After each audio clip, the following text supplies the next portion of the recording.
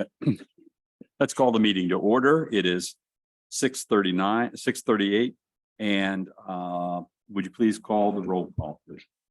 Chair Giulioni, Here. Vice Chair Rossi, Commissioner Quaid, Here. Commissioner Elsner, Commissioner Finley. Here. We have a quorum. Thank you very much. Stephanie, are there any general public comments? We have no general public comment cards in the chambers, and there is no one on Zoom. Thank you very much. Let's take a look at the review of city funds. John, are you going to project something for us or? Yes. We're going to projecting the power presentation that you have before you. Oh, sure.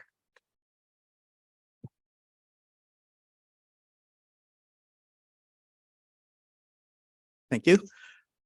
So, Honorable Chairman and Finance Commissioners. So tonight we're going to have kind of a brief summary of the funds that the city of South Pasadena has and the funds purposes and their sources of revenue that support those purposes. Next slide, please. So the city has a total of 61 funds, and they're comprised of the general fund. We have 44 special revenue funds. We have 7 proprietary funds, which are broken down by 2 internal service funds and enterprise funds. So internal service funds and enterprise funds fall under the umbrella of proprietary funds on there. We have 4 debt service funds. We have 4 capital project funds, and we have 1 fiduciary fund. So something I want to point out on the capital projects funds is over time, we're going to be collapsing those into the 1 CIP fund. So there are some funds that still have some balances in there. Over time, as we develop projects within the CIP fund, we'll be doing transfers from those sources, and those fund balances will eventually dwindle down to 0. Next slide. John, yeah. Yes. Definition of proprietary fund, please. Sure. And we will get there. So Okay. if you bear with me, we will wait. we will definitely get there. Next slide. So the general fund, the general fund is the main operating fund of the city. It accounts for all the sources and all the sources and resources that are primarily at the discretion of the city council in the provisions for activities, programs, services deemed necessary and desirable by the community. It accounts for all general revenues of the city not specifically levied or collected for other city funds, and the related expenditures within that fund and within that fund. The major revenue sources for this fund are predominantly property taxes, sales taxes, franchise fees, user utility taxes, business license fees, building permits, plan check fees, other unrestricted revenues from the state, fines and forfeitures, and interest income. The general fund, so the general fund primarily it supports the operations of the city. So that includes public safety, which is police and fire, general government, which includes city council, the city treasurer, city manager, city attorney, city clerk, human resources, and the finance department. It also covers public works, water, sewer, streets, infrastructure and capital projects, as well as community development, which is planning and building and housing, community services, which include the senior center, parks and recreation, and the library. Next slide. The special revenue funds, let's see here, hang on one second. The special revenue funds are used to account and report proceeds of specific revenues that are restricted or committed to expenditures for a specified purpose other than debt service and capital projects. So for example, a typical type of special revenue fund is going to be gas tax. And the exact name for the gas tax funds are highway user transaction Highway User Transportation Administration funds on there. And so those funds are used to pay for, streets, roads, maintenance, sidewalks, curbs, things like that, that are transportation oriented on there. And so there's restrictions on the use of those funds. So frequently we will use those for like street maintenance. And if we have capital projects, say for road improvements and things like that, we will use those funds for those purposes as well. The other thing that sometimes a lot of cities use is they will use the gas tax funds along with several other special revenue funds like Measure M funds and Measure R funds, which are also transportation related special revenue funds. And frequently a lot of cities will pledge those revenues for bonding to issue bonds. So if you want to, for example, you want to do a bunch of capital projects, you say, I want to spend $20 million on capital projects. I just want to get all these projects done. A lot of times you'll go out and you'll issue bonds and you'll pledge those sources of revenues for the debt service payments on those bonds on there. That's a question. Thank you. Yeah. Really quick question. So my question is, because I noticed when I was reading through this, and I know that the definitions were very helpful. Yes. But I know also very broad. Yes. So you can transportation or streets. My question really is like, how do you determine, since special revenue funds are much more limited? The restricted, yeah. We're more restricted. So do you, when you're figuring out how to pay for something, do you dip into do you have like a way you do that, like special revenue first, then general fund? And then I don't know, we can get into other funds, but is there like a method you have of the sort of priority spending? The short answer is yes. So the rule of thumb is you always want to try to use your most restricted funds first and your least restricted funds last. That's the general rule of thumb. And so the short answer is yes. And so within these funds, and I'll talk a little bit more about this in a few moments, some of the funds in here are Proposition A funds and Proposition C funds. They are one of the most restricted funds, very difficult to use. And so a lot of cities sell them at an exchange rate to other cities because they can't use it. And so for example, when I was at the city of Palos Verdes Estates, I sold to the city of Torrance some Prop C money because we were never going to use that money. And so I would get about 60 cents on the dollar. And so what that is so it increases the general fund revenues by that dollar amount. So you have unrestricted monies. And so you're reducing it. And so it's always at an exchange rate. It's never 100%. And if you don't mind, a follow-up question. And then the other question I have is it sounds to me like sometimes the revenues are sort of designated for a special purpose. And so the revenues come into the fund. Yes. Other times we're out applying for grants or something else and we're spending money first. Yes. With the hope that we get the grant money later. So is that or is that wrong? It's not completely correct. It's partial. So on some funds, so like for example, we'll talk about gas tax. It's a sales tax. So we're getting an allocation every month and we get estimates, from consultants, what we expect to get for the year. And I don't know exactly if it's more than semi-annual. They update their projections. So if there's major changes in the economy, they'll update their projections in a shorter period of time. And so with those monies, and so for example, one of the funds in here that I'll point out is it says Measure W and it's water revenue. And so right now they have a negative balance in there. And in a goofy way, I'm going to say that's okay. And the reason why I say that it's okay is because the revenues are going to keep coming into that fund and eventually wash out the deficit condition, and the revenues will continue, and pretty soon you'll have a positive balance in there. Now, with that said, normally you don't want to overprogram, so in my opinion, that's never a good thing to do. However, in this circumstance, since it's already a deficit, I'm less concerned about that fund simply because I know over time the monies will be rolling in and we will cover those shortfalls in there. Other times you can do borrowings from one fund to another fund because, so say for example, in Measure M, well, just arbitrarily, I've got $5 million in there, but I need this project and this project has to be paid by this specific type of revenue. Well, I can loan that other fund money to pay for those costs. And as that fund slowly recoups revenue, just like the Measure W that I was referring to, as those monies come in, then I start repaying the loan back to the other fund. It is.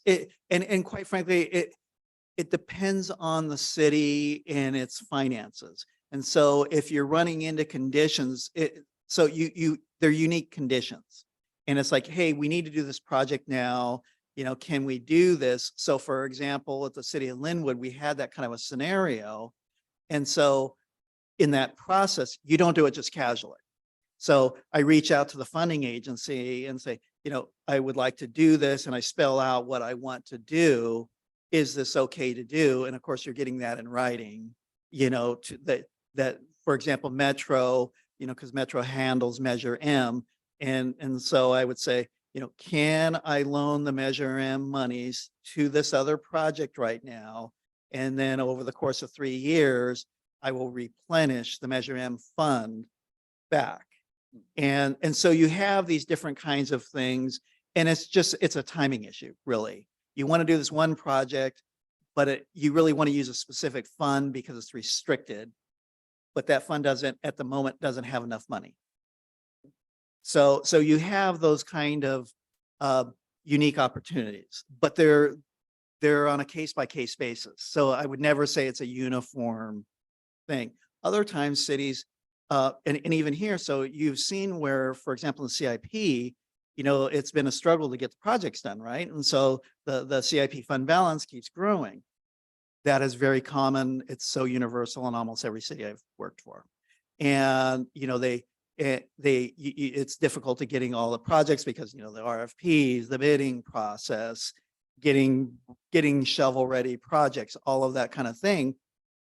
And so in some cases, you have these monies building up, and then all of a sudden you start doing these jobs. Well, there's no revenue, and you're like, oh my God, I'm just winding down. It's like, that's because you built up the fund balance. And so that's okay. But if you look at it just in the year by itself, it's like, how are you paying for this?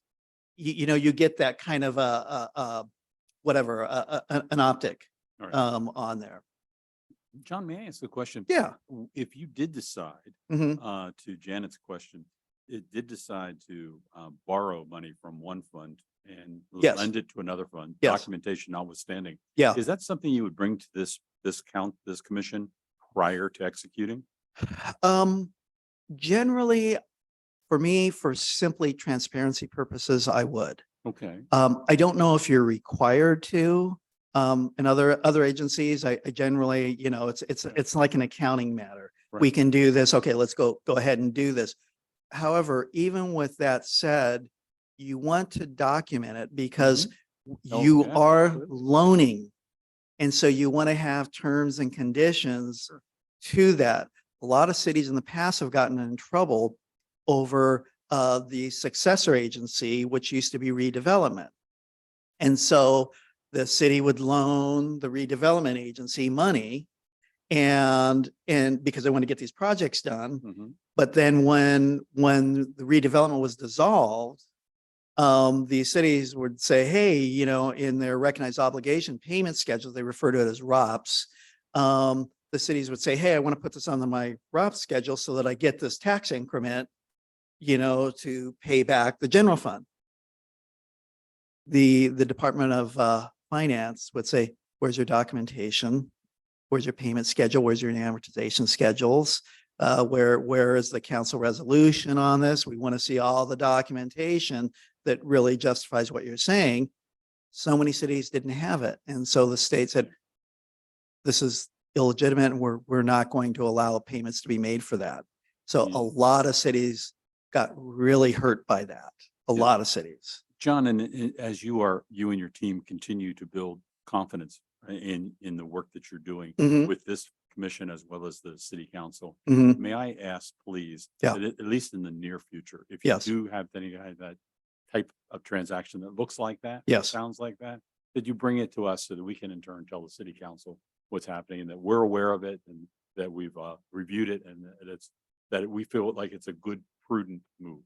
So one of the things that will happen almost by default, we will have that condition, happens every city, every year, and it has to do with funds that have negative cash balances as Yeah. of June 30.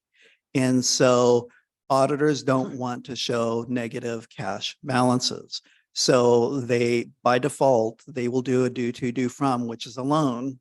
It's a receivable and a payable to whichever funds so that they have a zero cash balance rather than a negative cash balance. It happens every city. And including here, if I pulled up the audited financial statements, I'm sure that I would find just what I'm describing even here in there. And so that's kind of more of I hate to put the word perfunctory, but it's a normal procedure and it's really for reporting purposes every year. They reset it, so when they're doing the next year's audit, they come back and they readjust every year those due to, due froms. But it is a loan. So it's on the balance sheet as opposed to transferring money to a fund. So if you're transferring money to a fund, you're giving that fund money. There's no intention of receiving money back. Okay. As opposed to a due to, due from, where we're loaning you this money. The intention is we will get it back. So we're showing a receivable on this fund and it's a payable on the fund that received the money on there. That's a great explanation, John. And to be honest with you, that may have clarified some of the questions that were happening at city council meeting last week. Okay. That explanation there. Yeah. So thank you.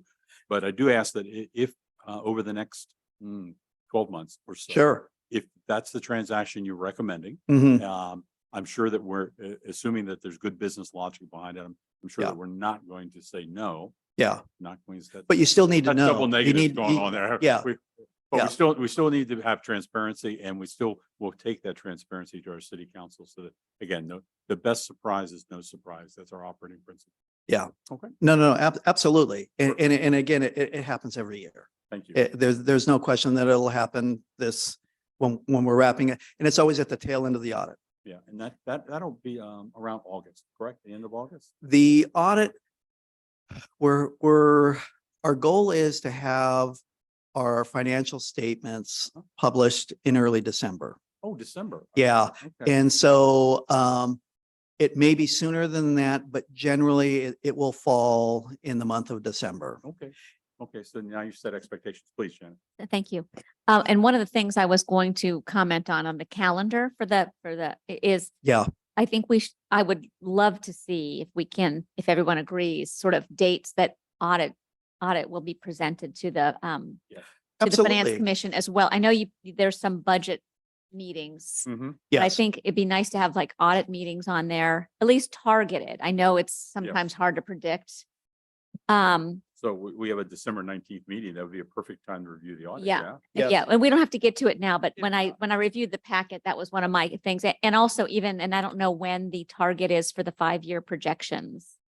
But I think, Yeah. put that on I think if we have a calendar of when these things are going to happen. That was the intent this evening. Absolutely, Janet. Yeah. So So anyway, what are the deliverables for each one of these meetings? I think Yeah. was the question. Yeah. We're Perfect. more likely to get done. yeah, you can always push it back. Yep. Right. Well, ironically, so I won't digress too much on this, but for the 5-year. So we met with a consultant today. And so they were originally scheduling for like October. And I said, no, that's not going to work. So I'm pushing it up. And one of the things that I've explained, just like with the budget document, very intensive data driven. Yeah. And so there's going to be a lot of work with that. Finance will really be doing the heavy lifting on Yeah. all of this on there. And so my goal is to really start that towards the end of July and to really start ripping into it and starting to build the structure itself. The structure itself will be so that we can do different scenarios. What does it look like if we do this? What if it looks like if we do that? So that we can see the impacts in real time to give you a sense of how things are tracking. That'll be phenomenal. If you have pivot tables and Excel spreadsheets and we can just start plugging different numbers in, I would be happy as a clam. Happy as a clam. Okay. Perfect. I'll geek out on you. Okay. Again, we took you a little bit down a, That's buddy okay. trail, but no, these are very good questions. Okay. So we're back at state So OPS grant. yes, so these are just what I've just listed out here is just a few samples of some of the special revenue funds. Again, there's 44 special revenue funds. Mhm. And one of the things that I think that I would like to present, I didn't prepare it for tonight, but I took a version of what you have with all the funds here, Mhm. and I basically indicated what the fund type is, Mm. whether it's an internal service fund, a special revenue fund, a general fund, a debt service fund, an enterprise fund. That's helpful. And so, but the timing of it, I didn't get it published last Thursday. So with the protocols on there, I'm happy Perfect. for anyone to stop by to get a copy, for their own edification on this, on there.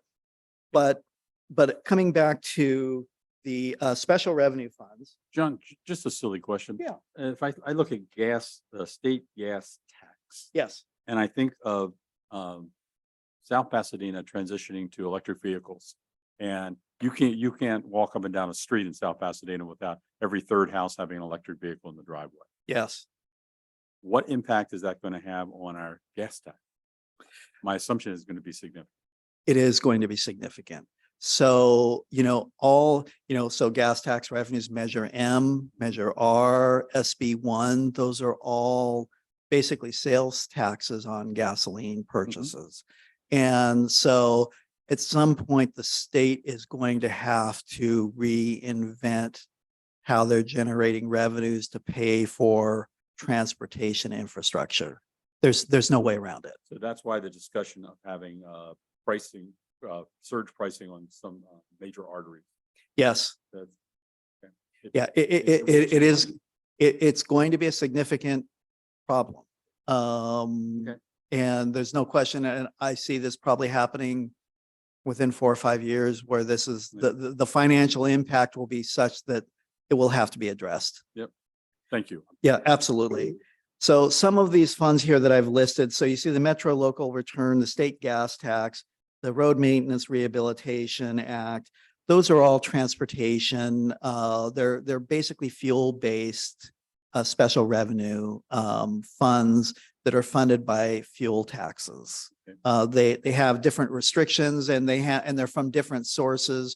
So the other thing, the reason why we create funds this way is for the accounting of them. So one of the things that when I've had these conversations about the budget and creating a CIP fund is what that allows us to do now is think of when I'm doing a transfer from, say, the gas tax over to projects in the CIP. So now you can see the clear correlation. We've incurred these costs. This fund is paying for those costs. I can literally run a report and say, here's all the transfers that took place, and think of it as almost like billing. So the CIP billed these funds for these costs. So we've incurred these costs. These funds have paid for it. And so it's a much cleaner visual look. You can see how much was paid for projects. There's a direct line between. There's a direct line. And that's the reason why I set up the fund the way I did. It was for, at the time when I'm building it, no one realizes that, but there's a very real purpose in that. And it's the transparency of it.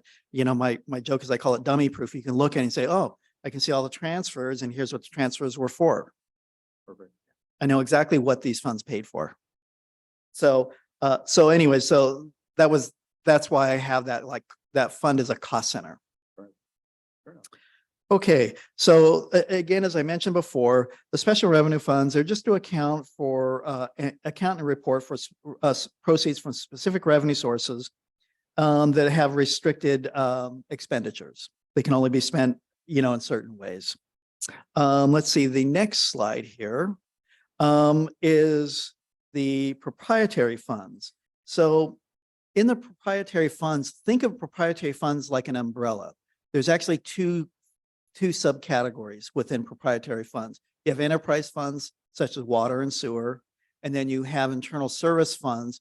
And internal service funds, generally they're set up to account for goods and services provided by the entity on a cost reimbursement basis.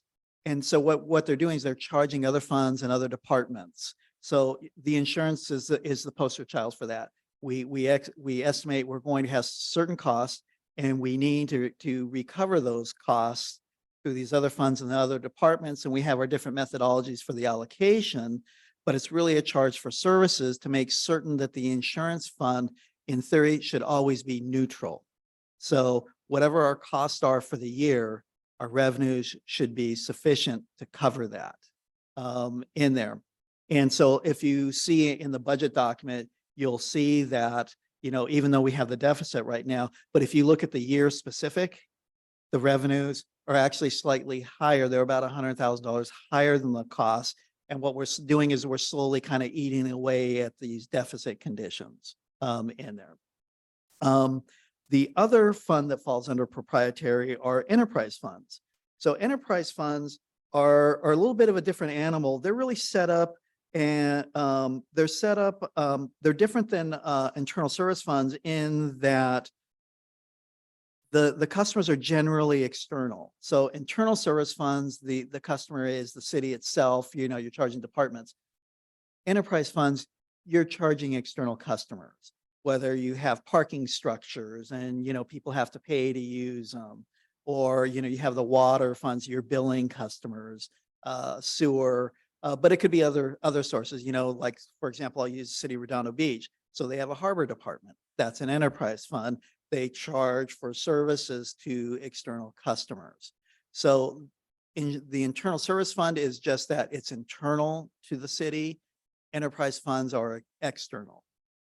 And so the significance of the proprietary funds, both the insurance and the enterprise, is there's a fundamental difference in the accounting for those funds versus general fund and special revenue funds. And the difference is this: those funds are treated almost like private entity. So they're on a full accrual basis. So they have long-term assets, long-term liabilities. They have fixed assets.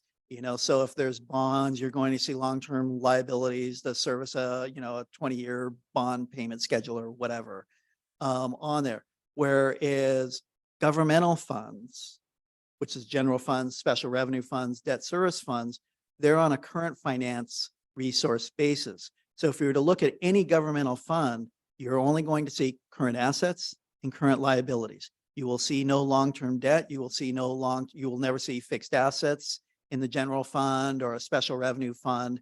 It's just simply current assets, current liabilities. So think of it, it's just purely a cash basis is really what it is on there. And so they're different.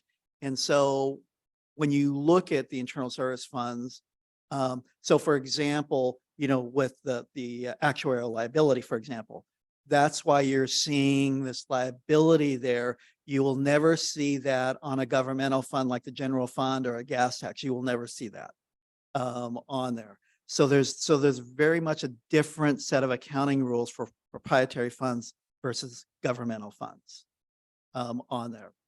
So that's one of the fundamental differences. So you'll see depreciation expense in internal service funds. You'll see depreciation in the water funds. And so conversely, so think of debt service in enterprise funds and internal service funds, you will see long-term liabilities. You'll see current liabilities and long-term liabilities. You will never see long-term liabilities in governmental funds on there. Okay, let's see. So with the city, we have an internal service fund that we use for our insurance for cost, containing those costs and allocating those costs out to the city. And then we have our enterprise funds. And within our enterprise funds, let's see here, we have a few enterprise funds.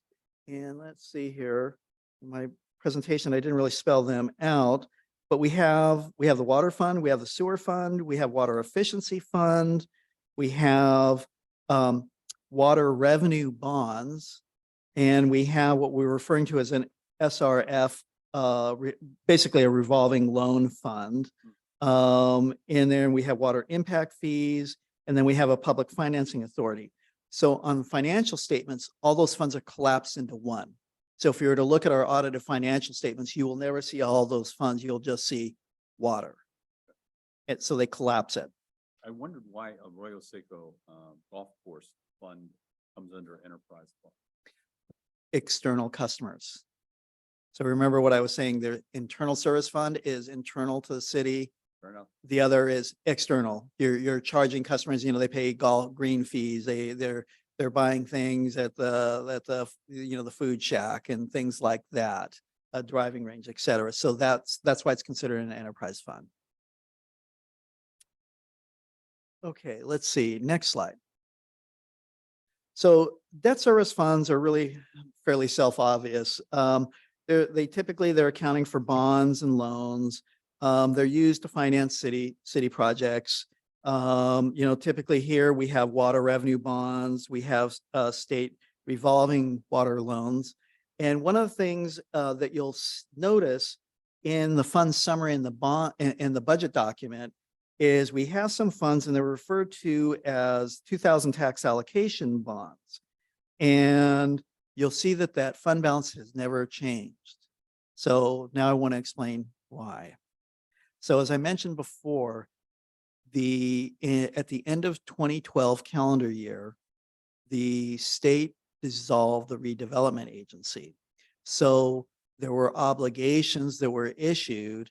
And so what that means, when I see that balance that's never changing, it means we have restrictions on how that can be used. We can't use those bond proceeds anymore. They can really only be used for debt service. Now, with that said, we still have to do a bunch of accounting in there and look at the history of it and, and see what we can do. But in a lot of agencies, we have bonds where we can't touch them. And so they're just sitting on the books. And so the intent is the cities leave them alone, and they're hoping in the future that the state will reverse some of the legislation and that they can use those proceeds on projects. So from the state standpoint, they're saying, we want you, they'll start putting pressure on cities. No, you start using those proceeds and you start paying down the bond. And so there's a tug of war on that right now. And so a lot of cities are just sitting on the bond proceeds, and it's like they can't touch them. And so, but they're not going to use them, and they're not going to disperse them. They're kind of waiting and hoping that another administration will come in and allow them to use them. But currently, that hasn't been the case since January 1st of 2013. Is that a county issue or state issue? That is a state. That is a state issue. Correct? Yes, it is. Yeah. It is. And I can, if you would like down the road, I can dig into that and give you all the history behind it. I don't have the history.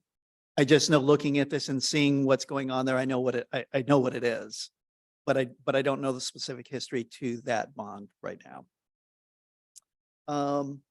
Okay, so with that said, next slide. So the capital projects funds are again, they're kind of like the debt service. It's pretty self-explanatory. They're just a place where we're putting all of our capital project activities in, and typically you can handle them a bunch of different ways. You can either put money into them and just slowly burn through that money and draw down the fund balance, or you can have costs in there and you do transfers from other funding sources to pay for those projects over time.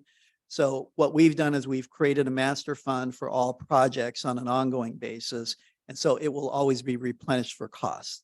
So whatever the cost is in a given year. So for example, we have, I think we have $16.5 million in our CIP fund. Say at the end of next year, we've spent $8 million of it, you will see transfers going in for the $8 million. So it'll always be a neutral position in there. And so that's my overview on the funds. Now, my intention is to really kind of open up the floor to talk about any particular fund. So my caveat is I can't go into deep account analysis because that's going to take us, that's going to take the finance department not only through wrapping up this year end in our accounting and auditing process, but some of these things we may end up dealing with throughout the 23-24 year in terms of why they have the goofy balances, if you will. I do know the answer on some of them, and I'm happy to go through, go down the list here on some of the things that I do know at a just a high level on there. And so one of the things, so I'm just going to go kind of right down the line here. So the general fund, we've pretty much talked about. The insurance fund, just as an overview, the insurance fund, it covers both our payouts for workers' comp claims, general liability claims. It also covers our insurance premiums. So we use Prism for that. The other aspect of it, we have 2 third-party administrators that administrate those costs. So Carl Warren is one of them and Intercare is the other one. And the way it works is mechanically, so we have specific bank accounts that these 2 entities have access to. They're the administrators of the claims. They work with Prism Insurance. And if there's an agreed upon, okay, we're settling something, then they go ahead and we'll issue a check to whatever the case may be. Every month we get reports from them. And so those reports are basically to replenish the bank account. And that's how we know, and that's how we're tracking our costs. And that's when we get these reports. So we issue them a check to replenish that bank account and we record those costs within the insurance fund. Does the cost for the administrators come out of this fund also? It does. So the premiums and the cost for the administrators? Yes. come out of this fund? Yes. And then the balance, whatever the balance is after you've taken those 2 line items out, is the anticipated losses for that. Long-term also. I'm sorry, I didn't quite follow you. I'm sorry. Go ahead. Cynthia, go ahead. I thought the actuarial report included short-term and long-term loss. That was the question. Yeah. Yes. So with, Short-term or long-term or just short-term? so the actual report has both short-term and long-term. And so one of the concerns that I have with that, and I've voiced this before, is that we're overstating our cost. And here's why I say that. And so I'm working with the auditors, so I don't have a definitive answer right now. But my concern is, so we're recording costs in a given year because we're getting this from Carl Warren and Intercare. And so we're recording costs for that year. And in addition to that, we're budgeting for the next year. So, for example, if you go through the budget document, you will see what expenditures that we're showing that we're expecting to pay in 24 for both workers' comp claims and general liability. So the concern is this. So if we're doing that, and then we add in this actuarial number, the concern is, are we overstating this? And so with the actuarial reports, they break it down into short-term and long-term. So the short-term, they say, well, what you expect in 12 months. Well, we're already recording that. And so the concern is, because of that, are we overstating it? So my thinking is that we should probably only be recording the long-term side of it because we're already reporting on the short-term. But even with that said, until I really work with the auditors, and I'm gonna have a conference call with the auditors and the actuaries, I want to really kind of go through this. I want to have a definitive response. But it's because of that. That's why I've been, saying, I don't want to do any funding in there right now. Under that scenario, for example, what would happen is, if that plays out that way, the liability or the negative fund balance at the end of this calendar year would have a potential of being reduced by 600,000. So in other words, from the 1.9, and it's simply, the change is simply, I'm no longer adding this short-term component to it. I'm only adding the long-term component of it. But I'm right now, when I'm saying this, I'm getting ahead of myself because until I really speak with the auditors and the actuaries and really kind of hash this out, but that's my concern. And that's why I've been reluctant to say, go ahead and fund this 1.9 million. That's been my fundamental reason. Thank you. Quick question, John, just so I Yeah. understand the accounting. So Sure. for example, because I also want to understand the insurance. So Sure. it's public knowledge. The city recently settled a case for $500,000. Okay. So that'll be booked in this year. Yes. But the retention or the deductible, for lack of Yeah. a better term, Yeah. is $100,000 to the city. Right. And I know there are negotiations that go on with the insurance company, like before, to sort of say, will you cover this? Mhm, yeah. Right? So that happens. So I don't remember, but let's just say the insurance company has agreed to cover the 400 and the city's on the hook for the self-retention. Yeah. Forget about the fees and the lawyer's fees and everything else, just the settlement amount itself. Mhm. So how does that get booked? Does the 400 come out of Prism? Are we only booking the 100, or does Prism pay the No. 400, or is that part of our premium, or how does that work? So what's happening is we're recording for the full 500,000 as an expense. So we're recording It's that. the annual expense. So it'll show in the annual, that It will 3.9 show million or something. in our year-end results, that number will be included in the expenditures in the insurance fund, So the whole amount. the whole amount. Okay. And so the offset, so if Prism, for example, says, okay, we're going to reimburse you the 400, what happens is that flows into cost recovery reimbursement within the insurance fund on the revenue side of the fund. So the effect is it will still reduce a deficit condition, for example, by the 400,000. The caveat there is, and this is a big caveat, is the timing. So for example, if we pay this $500,000 out, right? And we record it, because we will record it in this year because it occurred this year. We don't know when or if we're going to get the 400,000 reimbursement. So then you create a timing problem. So it could be sometime next year before that 400,000 flows into the fund, assuming that we actually received, we're successful with the reimbursement. Isn't booking the long-term liability from the actuarial report very similar to that? It's a timing issue. You don't know that these liabilities are going to occur. They're going to be in claim.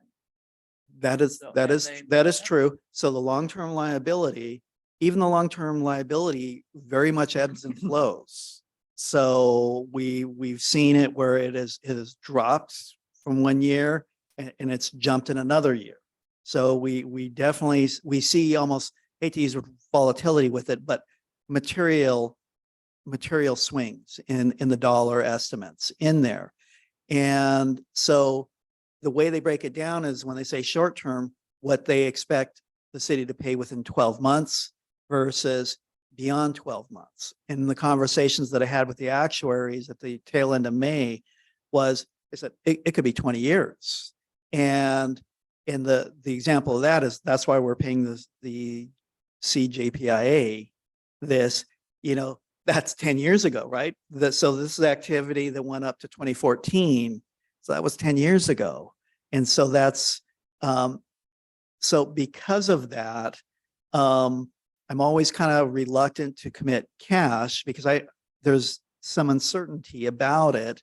And it's almost where my recommendation would be something like, let's take a more conservative approach in funding that. So we'd say, well, okay, maybe we fund that long-term over 5 years. And so if for example, the insurance fund, say, I'm saying I estimate our cost to be $3 million. And so I'm doing cost recovery on $3 million to all the other departments. Well, for example, if I say 5 years and we'll just say the long-term is 1.5 million, well, then I would amortize that $300,000 a year. So I would over recover to the other departments and funds 300,000. So instead of recovering 3 million, I would recover 3.3 million and slowly over time reduce the liability rather than paying it all in one transaction, if you will. But that's just an approach. There's a lot of different approaches that can be taken, but I'm looking at it just purely from a cash management, kind of view. It's like, do I really want to commit that much cash when there's so much uncertainty to it? And so for me, I would rather stretch it out and over time because it's going to ebb and flow on there. Even with the unfunded actuarial liability for pension costs, ebbs and flows.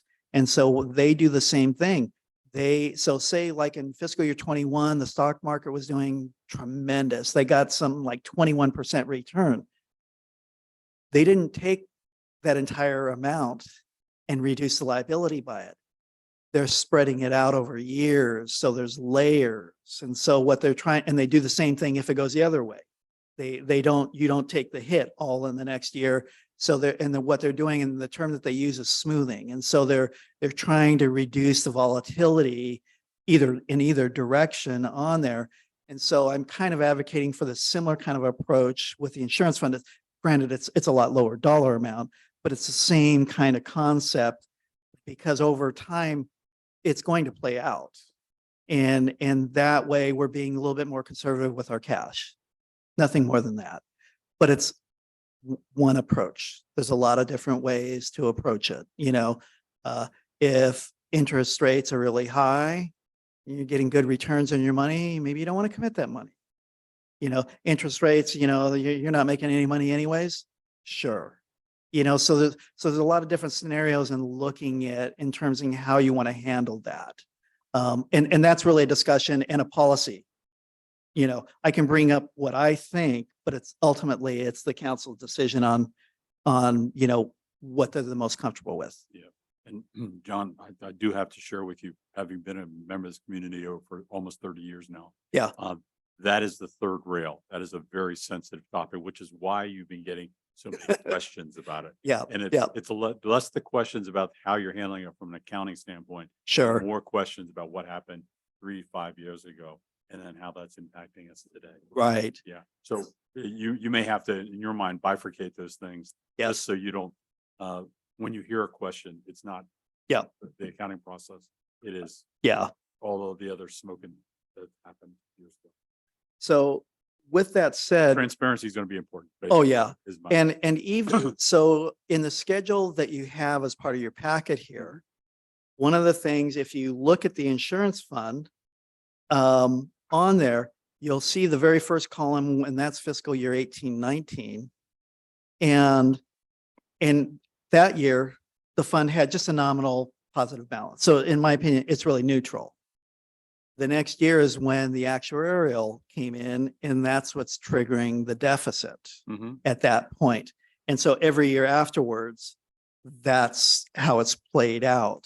And so, but We've had a before, lot of litigation. I was. yeah, I Oh, think we've had- yeah. right, Is that right? We've had an unusually sort Well, of pop in litigation. Uh-huh. and so even when I was looking at the numbers, irrespective of the actuary, so I was looking at fiscal year 22 because it was a full year. So I couldn't look at 23 because we were just incomplete. Right. And I was looking at, okay, how much did we pay? And then kind of indexing it, saying like a 5% growth factor, for example.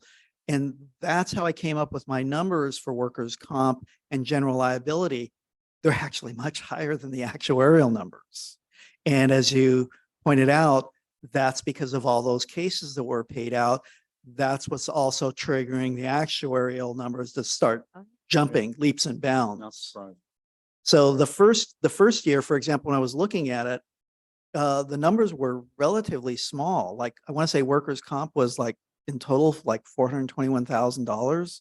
And now, it's like 1.2 million or something like that. It's drastically higher in there. And so, but even with the first year, the way they presented the report the first year, they didn't break it out between short-term and long-term.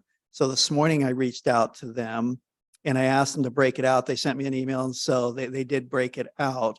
And so I'm really kind of looking at the actual numbers, the long-term component of it. And that's simply because the short-term we're paying. So we pay as we go every year for that. And so that's my logic there with that. So anyways, any more questions on the insurance fund or? Yeah, and John, one of the areas where I think we went sideways in the conversations the last couple of times Yeah, was when we're differentiating between what is policy and what is a good business decision. correct. And I acknowledge what you just articulated as being a very good business decision. Yes, Let's when we present it, let's make sure we are clear that this is a business decision, not a policy decision, and vice versa. yes, Okay. yeah. And that's where I really misspoke. So I'm just looking at it, it's like, oh, well, okay, this is what we should do, and It so makes sense, I'm not but- even, I wasn't even thinking about it from that perspective. So I do apologize Yeah, for it's that, okay. but that's where my mind was as I'm going through this. And So, we're going to get really smart about asking you to differentiate for us. yeah, When we see yeah. us- when we see us going down that road, we'll ask you to do that. Okay. Yep, absolutely. Okay, so then the next fund that we'll talk about is really the some of the special revenue funds. And so I'm just going to kind of go down the line on some of these. The fund, the 201, which is an MTA pedestrian grant, it has this $29,000. So this fund, it's this project or this activity is funded by an MTA grant. So we need to go in and do some accounting research on there and to see, Mhm. did we receive all of the costs or were we reimbursed Mhm. for all of the costs we incurred? Because there's several of these funds where the short answer to that is no. And so we have to go back and see if we can seek reimbursement on that. So this is one of the smaller deficits. There's a few other much larger ones that I'm going to point out in a few minutes that John, we need to do. We're at a place where I've had a question, 205, 207, and 208. Yes, It looks like each one of these, if I'm reading it correctly, are funds that are allocated to fix our roads and our transportation system. yes. So we have $3.65 million sitting in these funds. Why do we still have potholes?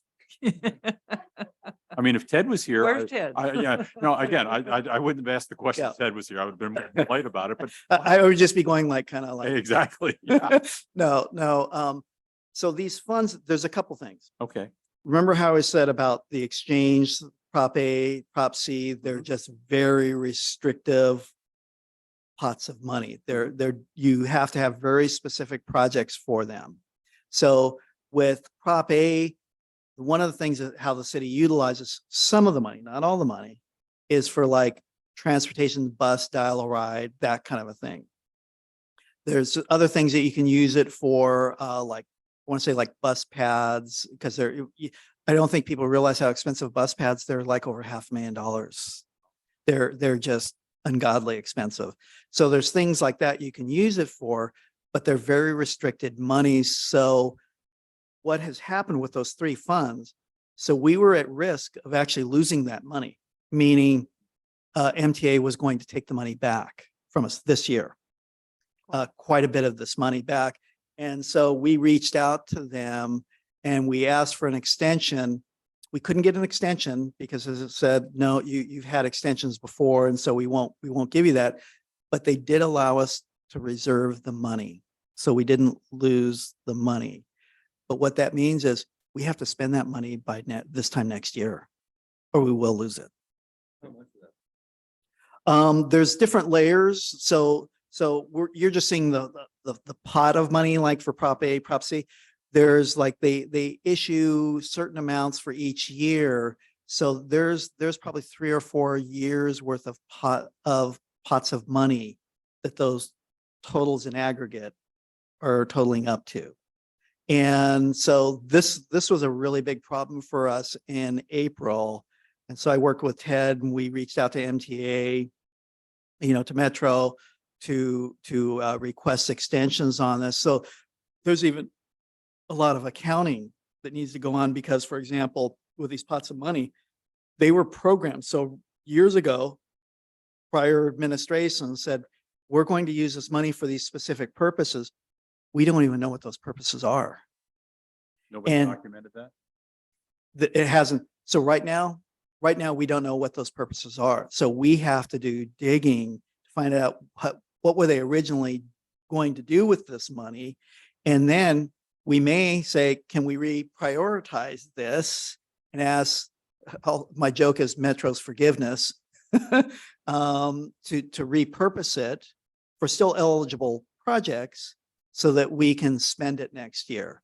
But those three, this is a big deal. So there's very much a risk of losing this money if we do not spend it next year in 23, 24. We're in a very serious condition of losing it. So Ted's office is responsible for spending this money, yes? Yes. Does he have the help that he needs in order to do that? You know, I can't answer that question. What I can say, and what I've talked to, the city manager, Armane, and the deputy, city manager, Dom, is once we're done with the budget, I'm going to have my whole finance team, and my term is descend on Public Works and really go through their processes and start streamlining it and developing some of their staff for just the administrative process, simple tasks like issuing purchase orders. Where is this money? Do you have money? You're coming to us for a purchase order. Where is it?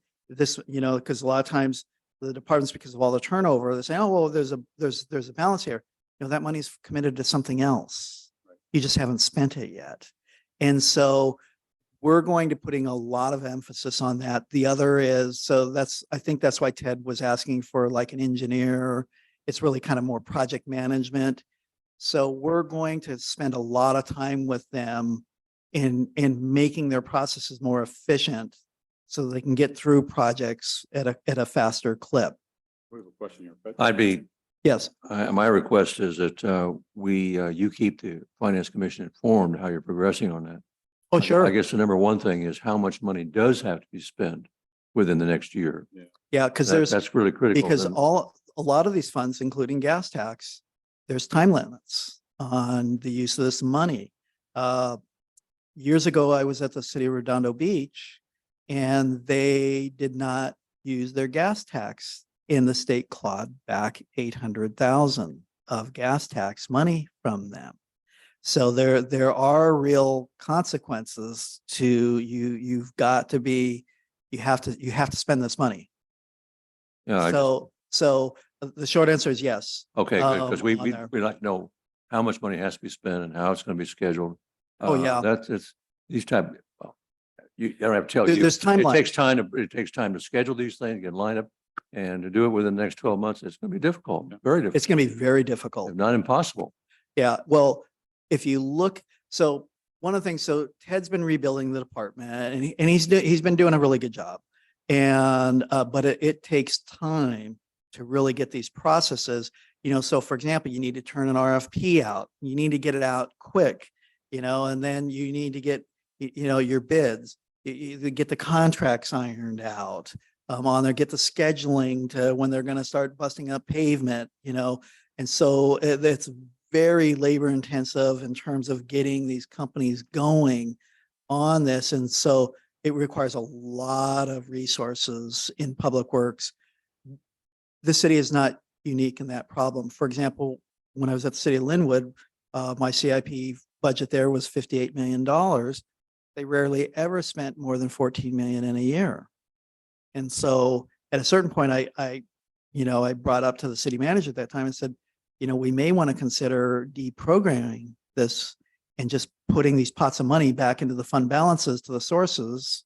And as you can really get through these projects, because otherwise you're just tying up funds. But that's a policy decision. But I'm looking at it from an accounting standpoint. I'm looking at burn rate. How much money and how quickly are we burning through stuff and what is realistic? And then prioritizing the pots of money that you need to spend sooner than later.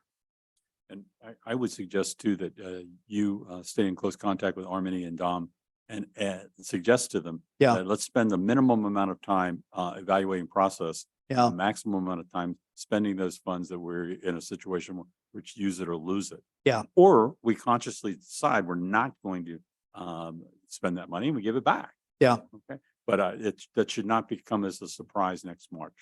Yes, yeah. And this March, it was a surprise. It was like, all hands on deck to figure out, Yeah. these layers of money, when they were going to expire. And then what were these monies originally programmed for? And then reaching out to Metro, requesting extensions or setting aside reserves and things like that. And we just recently got the okay for the reserve like 3 or 4 weeks ago. I know it's we're so far away from the day-to-day administration, but it's easy to think about bringing consultants in and helping Ted and getting him Yes, turbocharged. yes. Okay. Yeah, yeah, they're very much so, yeah. I could go before city council and argue for that any day of the week to make sure that those funds we capture the value of those funds. Yeah. As quickly and as wholly as possible. Yeah.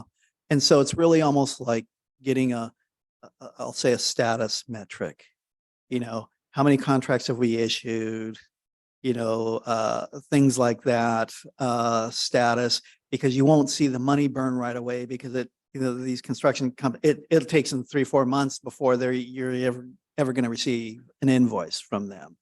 Yeah. But if the work is starting, that's okay. Yeah. Yeah, it's almost like you need a matrix Yes. Yeah, of each, like of the monies and the funds and what the deadline to sort of start the projects. I mean, Yeah. without getting too detailed, but just some kind of idea. oh yeah, no, I couldn't agree more. I couldn't, and it's just, so, it's like a performance metric in a way, so how much money is there? What have we done? Where are we at? What's still outstanding? What's our expectation for the next, through June 30 kind of a thing? What do we have to do to speed up? As you go through the process and you identify specific projects in terms of street repairs and things like that. Yeah. Once you've identified that, can you allocate the funds for that? And that would count as using them? So repeat the question. Well, once you've identified a project over the next 12 months here. Yeah. And you're not actually working on it, but you've identified the project and you say, well, we're going to accomplish this in so many months, whatever it is. Can then you take money from these funds here, allocate it to it, and Mhm. would that still qualify as using the funds? I don't know I can't definitively answer that. Okay. I can tell you this, that sometimes you can encumber it. In other words, we have a contract now, we've encumbered the money. That's what I'm thinking. And so That's the what I'm money thinking, is yeah. now committed, but I can't be definitive in that response. Could you help us? Because that would be, is the signed contract the point at which the funds are committed? Or does the work have to be finished and we be invoiced? Yeah, and that's the crux Or of somewhere the in that. question. I think it's good to know that. Yeah, okay, That, if it is, that's a strategy. we do. There's absolutely. a big difference in time. A huge thing, yeah.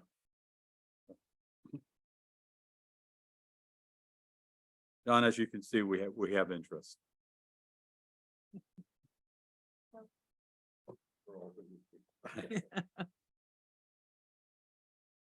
And I empathize in terms of a multi-million-dollar request for proposal. I got it, get it, understand it. And if we have to do that, we'll figure that out. We gotta get this on the street. Yeah, yeah. And that's really the crux of the problem. And it isn't just here.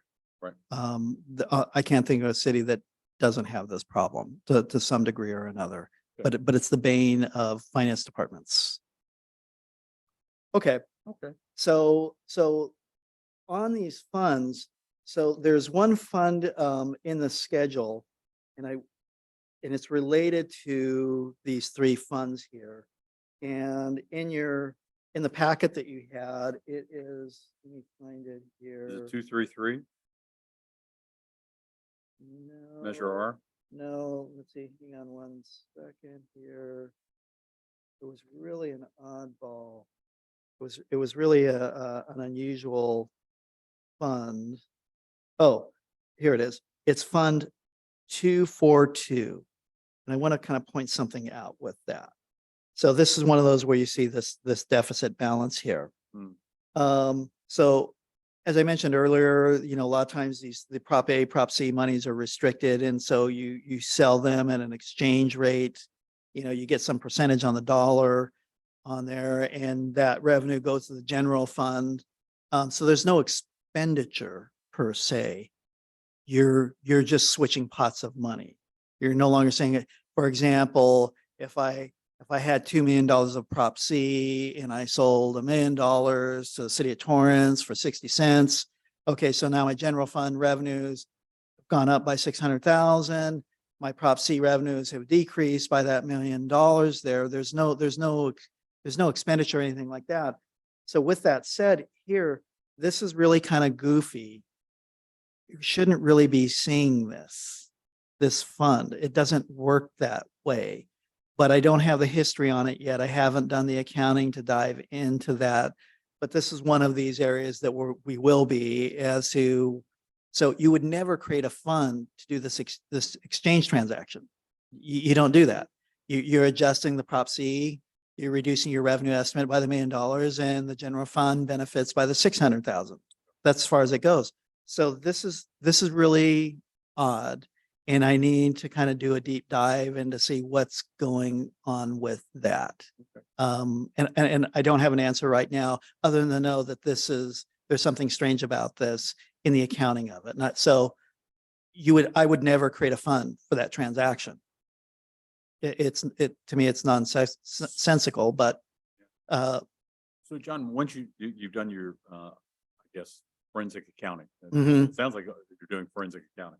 it is. Okay. It is So once you're- on almost everything. Okay, so once you've done your forensic accounting and you're making adjustments, either zeroing things out or positive or negative. Yeah. Is this going to be part of that mid-year review? It's going to be Or yes and no. So some of it's going to be happening by year end. So we're going to be going through a lot of, calendar year? yes, this fiscal year. So in other words, we want to clean up as much as we possibly can for the June 30, 23 financial statements. So we'll be working really for the next 3 or 4 months, just doing a heavy amount of accounting work. So my running joke is we're going through the budget, and then we finally get the budget adopted. We're sick of doing budget. Then we switch to audit. By the time 6 months later, we're sick of audit. We jump back to budget. That's our life, We gotcha. Okay.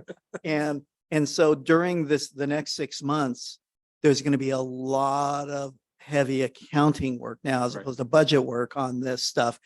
Going through this, we want to get through as much of it as possible in fiscal year 23 as we can. We won't get it all, but we will get a sizable chunk of it. And then what we don't get, we want to clean up by the end of 24 on there. That's our goal. And that's part of my work plans that I'm developing right now. And that's council member Ron's leap of faith that she took with me the other day. Yep. Okay, please, okay, because we're both going to go off the cliff together, hand Yep. in hand. Okay. No. Yes, with that little Thelma and Louise act. Indeed. So Chair, do you mind? So John, my question, and this is great. I mean, it needs to be cleaned up. And so we know that there's just a lot of legacy things Yeah. out there that need to be dealt with. Do you need a forensic accountant to come in? Do you need do you need third party help? No. Okay. And the reason for that, the reason why I say that is this. There's a couple of factors that are really important. By the finance team going through this, their knowledge of the city jumps. That institutional knowledge is so important.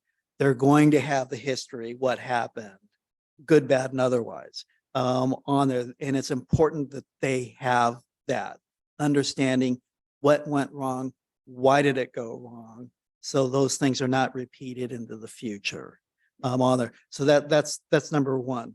Number two, the finance department has a better insight into how to navigate through and research this stuff than some outsider who knows nothing about the city coming in. They're going to be asking us anyways. Yeah. Okay. So that's the cynical part of my response, so if you will. Consider that offer open, Okay, and if you need it, come back to us. yes, But we understand your logic for not accepting it. yeah. We just need to dig in and understand it and fix it and treat and your finance document it. team very well, because you can't afford turnover right now. Oh, no. No. Yeah. Mm, No, sure. I bring in muffins every Thursday. Yeah. I'm gonna put Uh, Albert on my Christmas card list. okay? I haven't taken them out to happy hour yet. What my goal was once the budget was done. But, now with everyone's on vacation, I want to take everyone over like Houston's for some cocktails, Please just to do. kind of blow off steam. Please do. But, now 4th of July. Stephanie, get on that agenda, okay? But that's the story with the Prop A, the Yeah. Prop A and the Prop Cs. The other thing is a couple of the other funds that have negative balances, there's concern that there should have been some of this Prop A and Prop C money used, and so the accounting That was my next question. incorrect. But I can only say that at the surface until I do a deep dive in it. That's as far as Yeah. that's as far as I can say. John, if there is no dollar figure next to a fund Yes. name, should I be worried or? No, not necessarily. No, it could be. I tried to tick and tie with the chart you gave us. Sure. So, and I've seen this with a lot of cities. Sometimes I call it, usually I refer to it in accounting. I call it account creep. They keep adding accounts and accounts and accounts. Pretty soon you have thousands of accounts. So my horror story is the city of Pasadena. When I was working with them after the embezzlement, they went with a new ERP system. They kind of botched the implementation. They have 2.3 million project ledger accounts. Mm. And I was advocating, stop, let's almost like throw this away because you can't, this is too bad to fix, and let's like reset. Because every time you would try to do an upload, it would have to go through these 3.2 million permutations for every single transaction that you uploaded. So that's my horror story. But coming back to here, same thing with the funds. We don't, a lot of times, a lot of cities, they keep adding funds and funds and funds. It's like, have a fund for grants. So all grants flow in there. Don't have a fund every time you get a new grant and you get a grant for 30 grand or 50 grand or 60 grand. I don't want to create a fund for that, because what I'm doing is I'm creating clutter, in my view. So a lot of these things where you see that's a legacy of it. So they probably had some, 100 grand or some small amount. So they created a fund and it was used, and there'll be no more activity with it. So over time, what I will do is once I get comfort with these, some of those funds, I'll just collapse them and you won't even see them again. Good. But not until I've gone through that analysis and know that there's never going to be any more activity with this fund. And so I don't even want to reflect it in any document anymore. So That'd be a great legacy for this commission if we can get those funds down to a much more manageable number. For you yeah. and for us. yeah, and again, it makes it easier to manage. Yeah. And so when there's something wrong, you can say, hey, well, what is that? Because it jumps out at you now. Right. Whereas you've got so much clutter, you're not really certain on there. Okay, I won't belabor that. One of the other funds we have in here, Fund 209, this is just that Carlisle bequest. And what we had to do is we had to set up the fund for this so that we could get the money from the state. So there is no programming on this right now. So we're just saying, we're creating this fund and we're saying in 23-24, during the course of that year, we will receive the $2.8 million. There is no program, there's no expenditures associated with that fund or anything else. We've literally parked it. There I can say, create a fund because of the materiality of the dollar amount and the nature of the transaction warrants creating a fund. But something for 20, 60, 70 grand, put it somewhere else. When I saw that, John, the question that came to mind was, Yeah. we have approved Yeah. a consultant to do a study on the library. Right. Okay. My assumption is that $2.8 million is Mm. part of what that consultant is going to be considering Mhm. around repairs, upgrading, updating, and so on. Yes? Yes, yes, I can't speak to the programming of it. That would be a TED and probably community development or in the library. So, yeah, I think that the bequest to the library, this was a bequest from an individual, and I think he gave two homes. Yes, Which were sold. Okay. And it is specifically, I believe, for a children's amphitheater in the library. So the reason it's parked, and it kind of ties into the library master site plan, is that, we want to study a plan for that library and possible community center, and that this will be part of that plan. Okay. So that's the thought, Very helpful. very crude thought. yeah, so technically it's just parked until that's really developed. Okay. Okay, then we have some other funds in here. We've got this fund, this 211, it's referred to as this CTC traffic improvement. This is again just another public works project in here. And let's see if I'm looking at this correctly. There's some legacy dollar amount. They finally wiped it out. And at a certain point, if there's not going to be any more activity in there, probably this time next year, I'll make that fund go away. If there's no more activity for it. The next one, the 213, this one here, this planning grant, they're going to be using it for a new permitting software, and they've actually programmed 135,000 to be spent for this planning software. And so that has already been programmed for the 23-24 fiscal year. Some of these other funds in here, we can go down the line on all of them. It's really up to you. On there's the 214 grant. That's really just, it's going to be programmed to use for the north-south corridor, ITS development. The 215 is a street lighting and landscaping fund. We've had quite a few conversations on that on there. And Councilmember Braun, you had a really good point about, the voter turnout at the apartment owners. So when I heard that, my heart sunk. I know, I'm sorry. So that might be something that the Finance Commission might kind of consider. So the Lighting and Landscape District, due to some, I now forget the proposition, but this came before the council last meeting, I think. Yeah.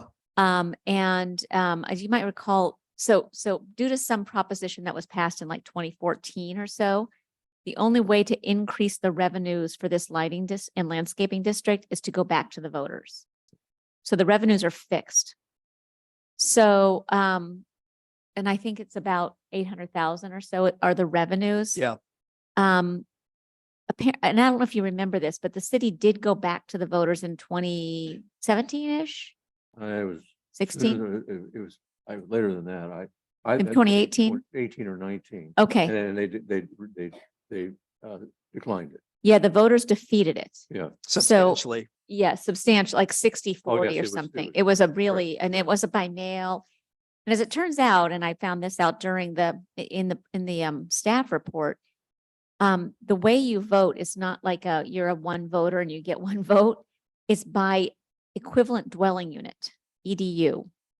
And so if you're a multi-property owner, so there's a formula as to what percentage you get per unit in your building, depending on how large your building is. So for example, if you have like a 10-unit building, you get, I think it's like 0.8 EDUs per unit. So a person with a 10-unit building might get 10 times 0.8, so 8 votes. Whereas a single family property owner gets 1. As a result, multifamily housing has like 5,200 votes and something like that. And single family is like 4,000 something. So I think that my guess is that the multifamily owners are probably less likely to perhaps support this, particularly now I'm a little sort of thinking through what we're about to pass a lot of renter protections. So I believe it to be unlikely that this is going to be passed. So my guess is that the revenue is going to stay where it is. And the expenses are now about 1.8 million. So we're losing $1 million a year on this landscape lighting district. The other interesting part about the 1.8 million expenses is about half of that, 900,000. I've got the numbers a little off, but this is ballpark. About 900,000 are parkway trees and maintenance and tree removals and tree additions. And then I think, is that right, John? And the other half is really sort of a little bit more common, like traffic lights, lighting for streets. So the question really becomes sort of what to do with this issue. Do you go back to the voters? Do you sort of analyze a little bit more closely how likely it is to get this passed, given sort of how you vote? Do you cut back services? Do you, there's a lot of options, but right now this fund, given the current status, will be running at least $1 million deficit a year. That's great. That's great information, and that's. Yeah, I'm always the Debbie Downer here. I'm always the sort of. But it's a real issue. It's a real, and this, for this coming year, John, is that right? That I think council authorized money coming out of the general fund for Yes. 24. Yes. So this council has authorized for 24 money coming out of the general fund to make up the shortfall, but it's something that's going to have to be addressed. So we have a year to figure out our solution. Yeah, so they've allocated 774,000 out of the general fund for 23-24 to keep the fund neutral at the end of the year and not having a deficit condition. Yeah. Yeah. But it's going to continue. It needs it's a problem that needs a solution. It does. Yeah, because the cost will increase over time. We have like contract services that support all that maintenance. And, with inflationary pressures and everything, those costs, and that'll be borne out in the 5-year projections as well. It won't be just a general fund, it'll be all funds, and how they're impacted. And that's what you will see. You'll see those costs growing, compounding. Okay. On a more positive note.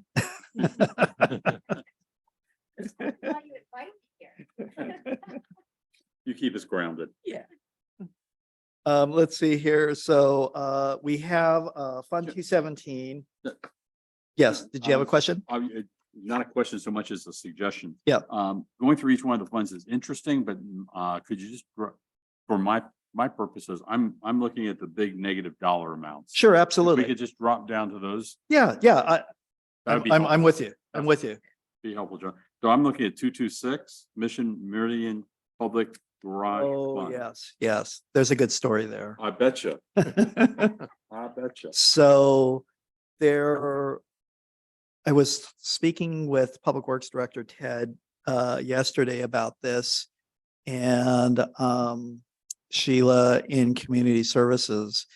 And so there's a lot of disputes with the parking structure. We're really not collecting any revenue right now from the structure. There's the structure is in very poor condition. Homeless encampments, so people don't even want to use it, really bad conditions. So the parking structure, we would need to spend quite a bit of money to get it back into shape, if you will, to make it truly viable. So that's one dynamic with it. The disputes with the property owner are also a complication with this. And so what's been happening with this fund is each year it's the deficit just continues to grow because there really isn't any revenue that's offsetting these costs. And so I looked at this yesterday, and I think I went back as far as like 2016, And I just started looking at, how much revenue was coming in, what were the expenses each year. And the revenues were always substantially less than the cost. Some years more than others. But to the extent that this balance that you see there of, let's see, where is it? I'm sorry, the $386,000 has really built up probably over the last 6 or 7 years. There's no hope of that going away unless we take drastic action. There, yeah, and the short answer is yes. And I think the city will have to take action because it's the nature of the problem with this. And so, I'm generally not privy to closed sessions, but I'm sure there's going to be litigation. I'm sure there's going to be quite a bit of involvement Okay. in dealing with this problem, looking at the original contract, the agreements. So for example, one of the things that I've been told anecdotally is that they were trying, they refer to as the homeowners association fees. They were trying to increase them and they were not in compliance with the terms of our agreement. So we only pay based on our agreement, even though they're billing us for substantially more than that. But even with that said, this balance just keeps steadily increasing in a deficit condition. That sounds like something we need to take to city council for some sort of, with a recommendation or two. Yeah. And for this particular fund, I would bring in Ted. He's, I don't have a lot of the history, with the contracts and some of the problems with the company that owns the land. He was just telling me yesterday anecdotally that there's a lot of serious problems with it. And so hence why you're seeing this balance, however, but it needs to be dealt with. Yes. It's too big of a number. Well, and it's going to continue growing. As you just. Yes. Okay. Yeah. 2232. That one there. So this was a grant. So there was a measure. It was like an LA County park bond that was issued, and the way this program was designed, cities could become part of the program, and they would submit reimbursements for eligible costs, and the county would reimburse them. What has happened in the past is the documentation was not sufficient. And so the scenario was the county was always paying less than what they were seeking in reimbursement because they couldn't justify the cost. And so on this one, what my intent is over the next year is to start going over with Public Works and really defining these costs and then going back to the county and trying to get reimbursed for them. Retroactively.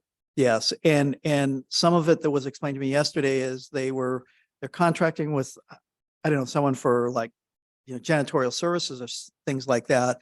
And so it's like just this broad invoice. And so the prior, staff in Public Works was saying, okay, some percentage of this is related to, this park. And the county was saying, no, we actually need to see invoices that are for the park. And so it's that kind of dynamic that has created this. So they looked at this. So the fund over time has grown to this $210,000 deficit in there.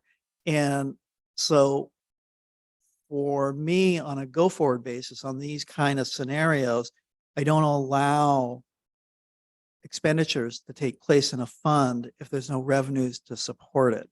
So had I known this, if I was here before, I would have said, okay, you can't budget anything here. We're not getting any money for this. You can only program for what you think. The reason why I'm saying that now is in the 23-24 budget for the same program, we're estimating $118,000 of revenue. So I'm allowing $118,000 of program cost. However, if I start thinking we're not collecting that money, then I'm not going to allow the $118,000 to be spent in there. So that means what we have to do is ensure that they're segregating these costs appropriately And how you do that is you do that through purchase orders. So you have purchase orders for the park program, separate from just general, say, for example, janitorial services. So that invoices are going to that purchase order. And so when we go to LA County, here are the invoices that we paid, here are the checks that we've paid for these costs. That problem goes away by handling it that way. That's the near-term solution. That's going forward. That's on a, let's go forward basis. Yeah, So we it still doesn't have- solve this problem. Yeah, I was gonna, this problem will be solved hopefully by doing some Forensic accounting. going through records and combing through records and determine and resubmitting requests for reimbursement. Yes, But there is a very good chance that we're going to be sitting here next June with that number being exactly the same. yes. Okay, Yeah. And at that point, it becomes a policy decision. okay. So, but my first intent is trying to recover the money first.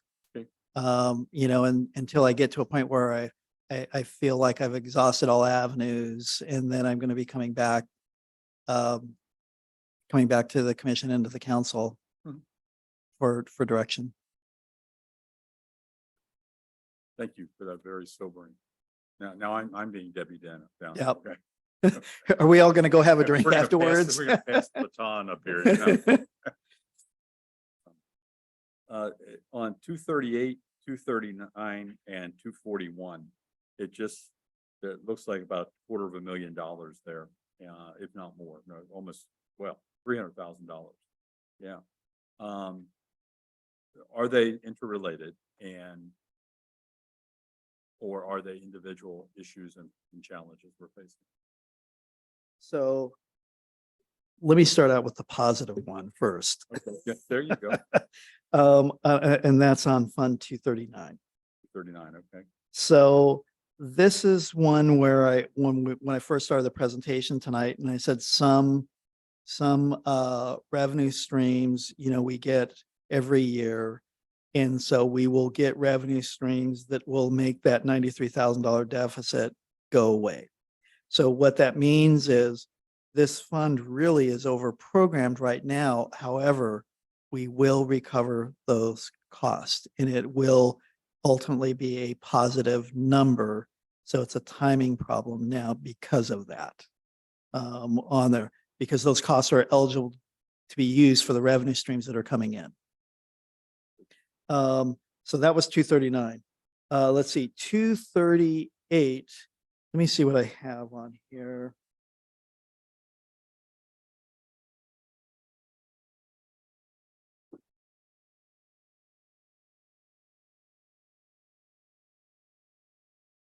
So in my conversations with Public Works on this, the reason why you're seeing that deficit of the 157 in there is they've had some reporting problems related to this program.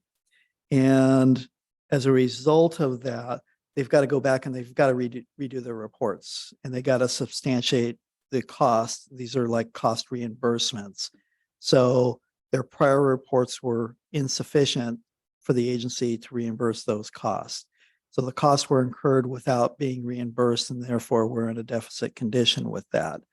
Public Works is redoing their reports, but it's not so much redoing the reports, it's having the documentation that supports the assertion that we've incurred these eligible costs that are deserved to be reimbursed. So there's a possibility that next June we're going to be sitting here and that number's going to be exact. Yes. Yes. Okay. Yeah, there is that doubt on this. I don't know what we're getting into until we really get into it. Fair. So I can't really, Can't hold you accountable. yeah, but I'm not going to try to spin this in some positive way. I don't know, simply put. And on 241, police department is, I didn't understand your explanation, so could you help me with that? Let's see, what do we have here on 241?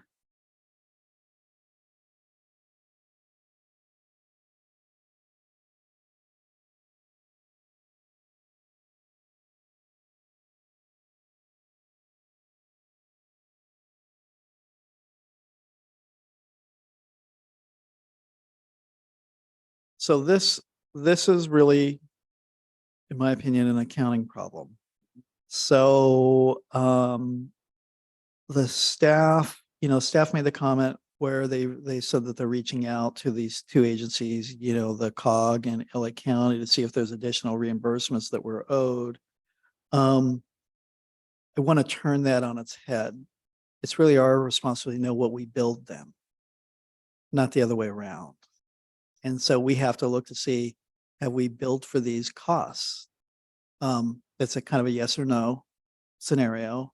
If we haven't, is there a time limit on when we can?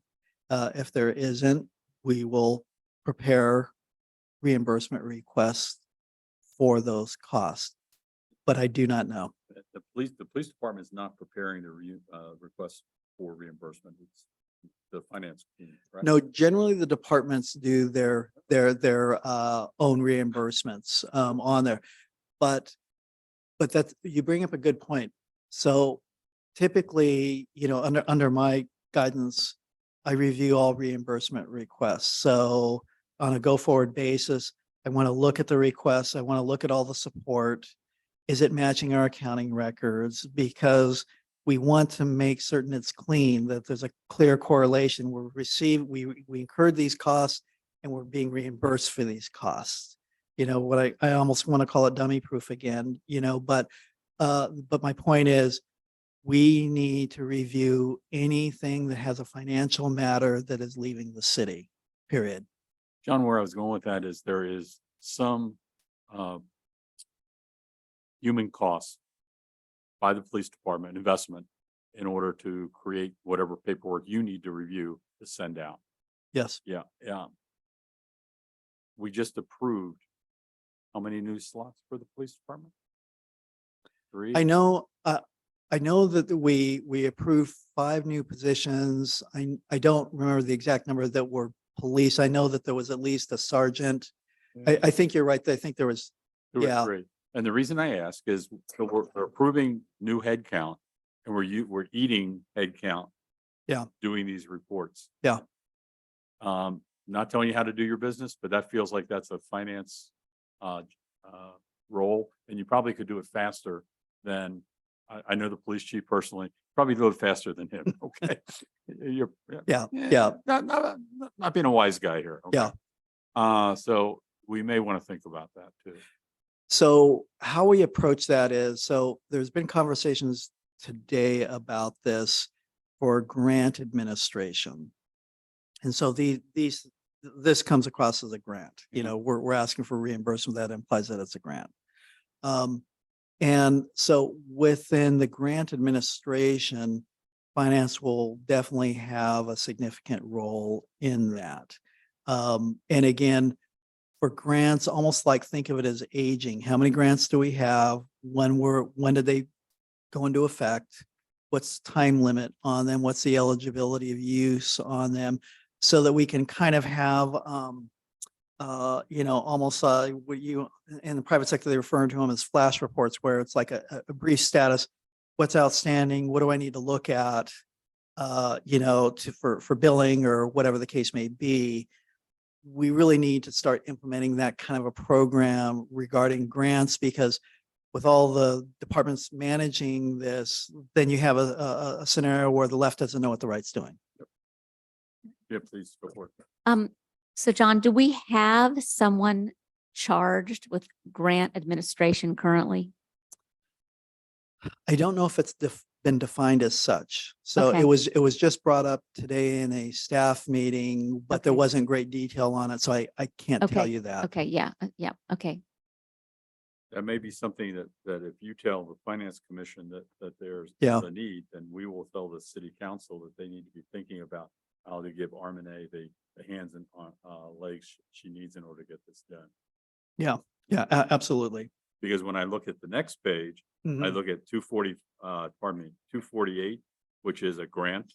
I look at 249, which is a grant, and we have well over $725,000 just sitting there. Oh, yeah, absolutely.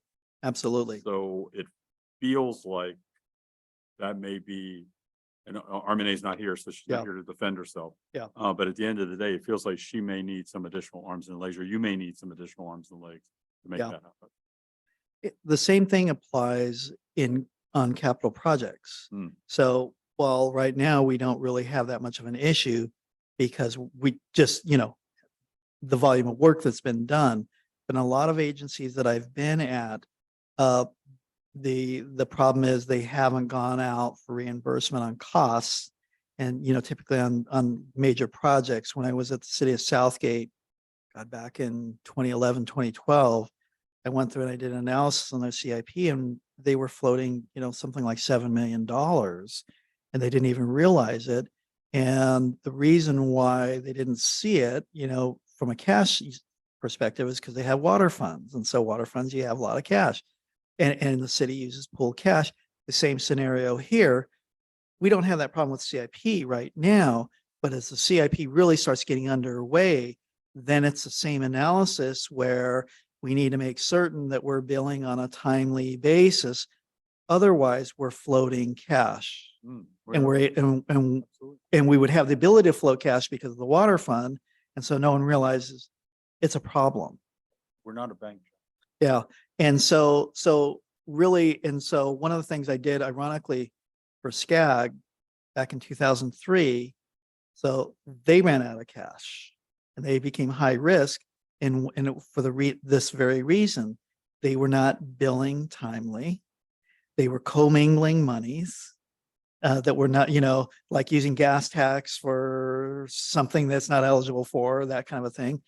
And so there, what I did is I just simply called it a billing matrix. Here's all these projects. How much cost have we incurred? How much have we billed? How much is still outstanding? How much have we received?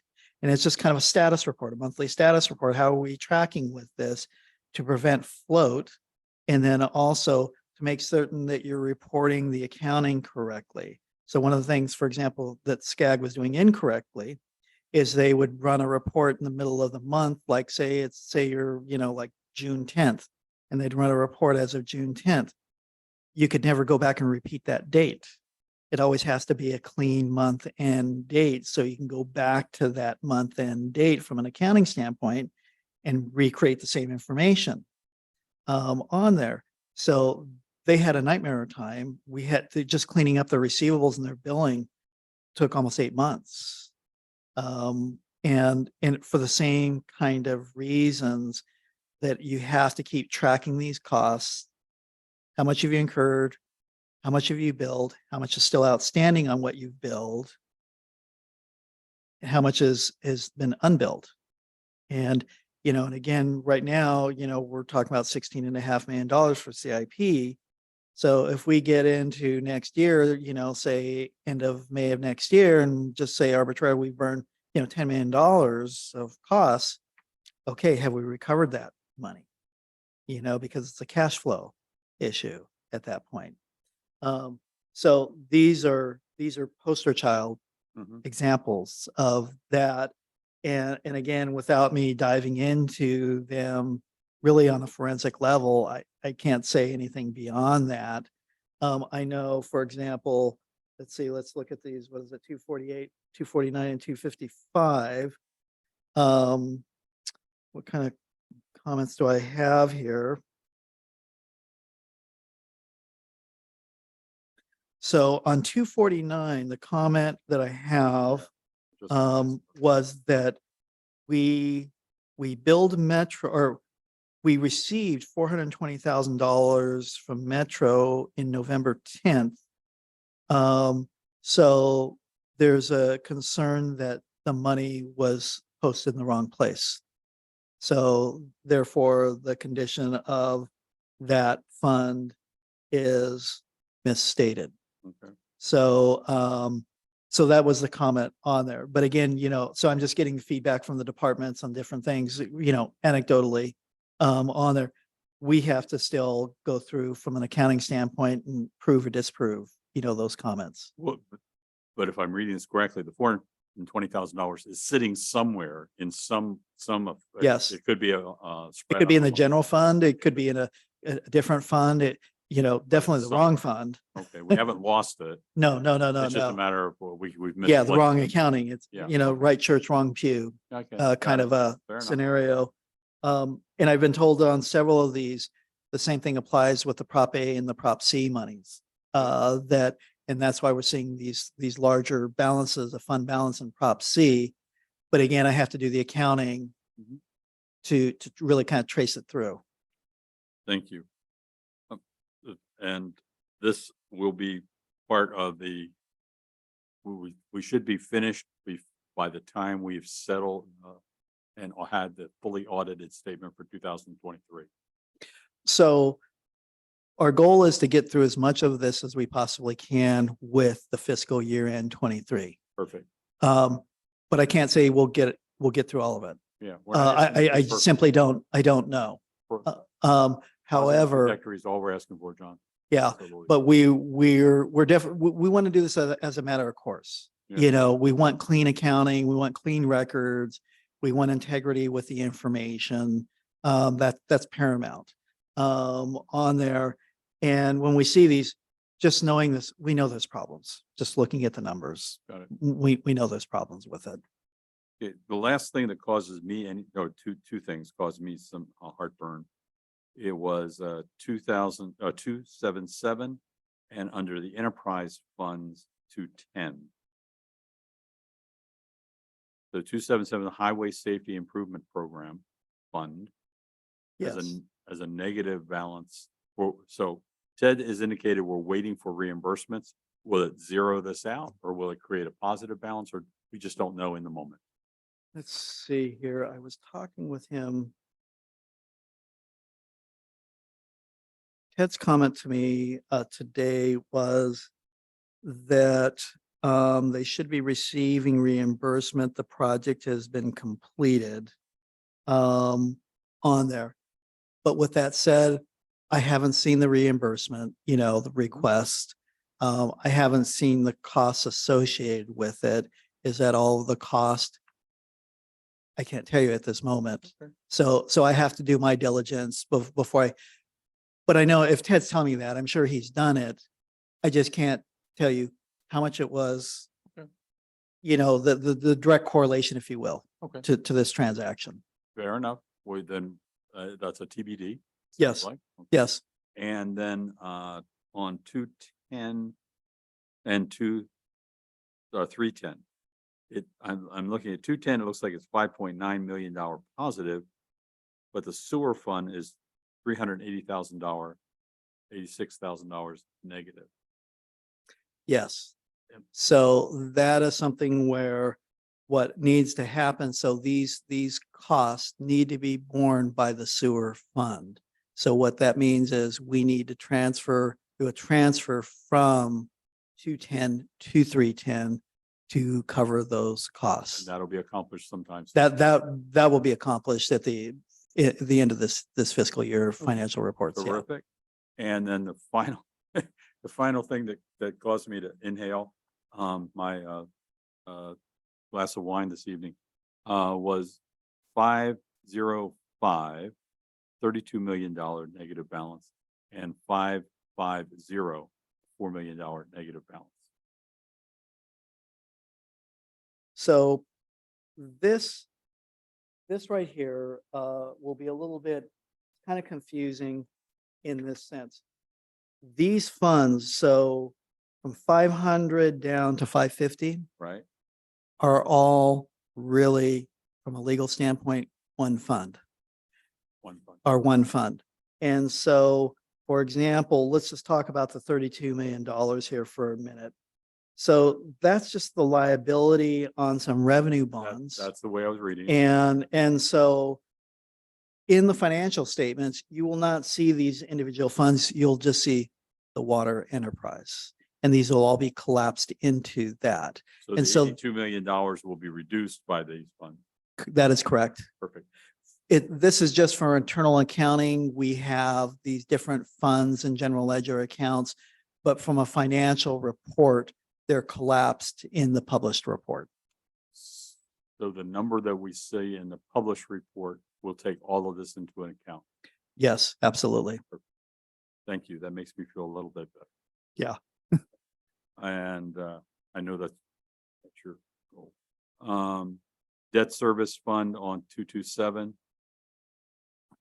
Under the successor agencies. Yes. Yes. So with the successor agency, this is always going to be, the successor agency is really kind of a different animal on there. So what happens with the successor agency, here, I haven't dived into the details yet. I believe that LA County is now managing this program. And so what this appears to me is that there were liabilities, and each year we receive reimbursement, and it's referred to, the acronym we call it as ROPS, but what ROPS stands for, ROPS, and it stands for Recognized Obligation Payments. And so, in other words, the state has recognized these as legitimate payments from the dissolved redevelopment agency. And so this is more than likely simply obligations that are slowly being paid down through tax increment. And so just to kind of give you a basic premise of with the redevelopment agency, different cities, you have an area that you redevelop, right? And the theory goes as this. So you're spending money and you're redeveloping this area. So California allows you to receive a greater portion of the tax increment that has increased because you redeveloped this. Mhm. And so the term that they use is tax increment as opposed to tax proceeds in there.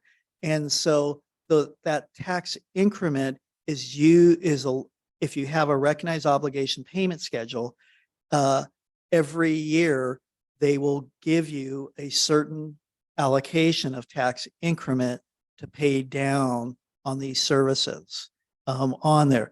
They are typically bonds. You've issued bonds to do some redevelopment, and so you have this obligation. Now, the successor agency is a separate legal entity from the city. So, for example, in some cities where the city is receiving money from them or the city's paying money from them, you're not using transfers. You are actually issuing a check to them like they're an outside vendor, or you're receiving a cash payment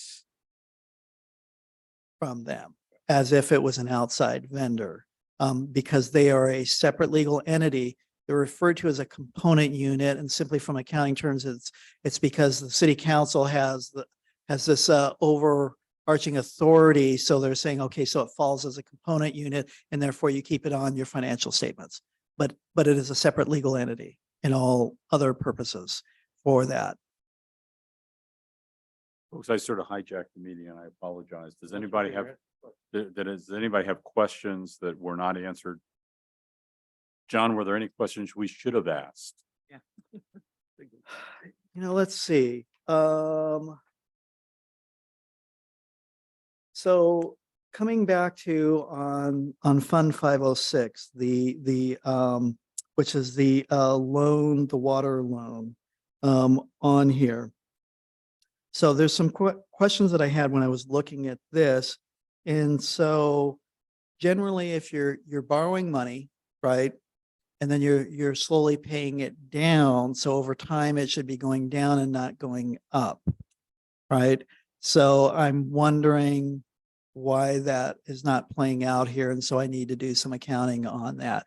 So even though all these funds do collapse, it doesn't mean I still have to do some accounting work on this. Think of like, debt service on there. You have principal and you have interest. Well, as you're paying the principal, okay, so the debt should be amortizing downwards for it. Same analogy here. Okay, so we have this loan, we've received this loan from the state, which is a debt, and over time we should be servicing that debt, and so it should be decreasing, not increasing. Could the interest rate be adjusted? I don't have any history on it, so I can't really say one way or the other than that this is kind of one of the red flags that I've marked as to why is this going up and not going down if this is that. Thank you. Anything else, John? Anything else from the, Nothing.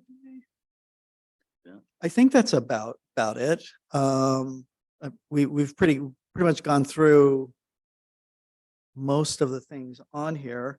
The one thing I will say, so I'm always open for anyone, when they have questions that come to the office, I'm always happy to make time and to go through something because sometimes on the dais, I may not have the answer. Mhm. And I'll have to do some digging before I can respond on there. And so I'm always going to say, if there's questions, give me a call, shoot me an email, and I'll make time. I think you'll know we're not shy, John. Okay, so. Thank you. That is very helpful. I feel informed, but no more comfortable than I did, to be honest with you, John.